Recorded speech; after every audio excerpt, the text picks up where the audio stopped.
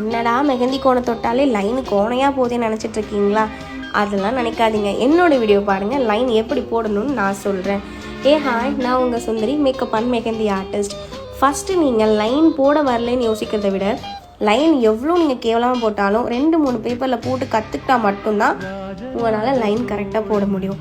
இந்த வீடியோன்னு இல்லை, நீங்கள் எத்தனை வீடியோ பார்த்தாலும் நீங்கள் கரெக்டாக ப்ராக்டிஸ் எடுத்தால் மட்டும்தான் மெஹந்தியை பொறுத்த வரைக்குமே ப்ராக்டிஸ் ரொம்ப முக்கியம். ஸோ நீங்கள் லைன் போடுறத ஒரு வாட்டி போட்டுட்டு விட்டுறாதீங்க. அகெயின் நீங்கள் ப்ராக்டிஸ் பண்ணுறப்போ உங்களுக்கே அந்த லைன் ப்ராப்பராக வந்துடும். ரொம்ப முக்கியம், நீங்கள் லைன் போடும் போது ஒரு ஸ்கின்னை டச் பண்ணியோ இல்லை நீங்கள் போட போகிற A4 ஷீட்டை டச் பண்ணியோ நீங்கள் போடவே கூடாது. இந்த மாதிரி நீங்கள் போடக்கூடாது. நான் போடுற மாதிரி போடணும்.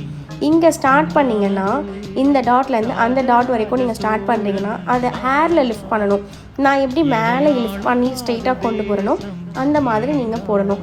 அப்படி போட்டால் தான் உங்களுக்கு லைன் ப்ராப்பராக வரும்.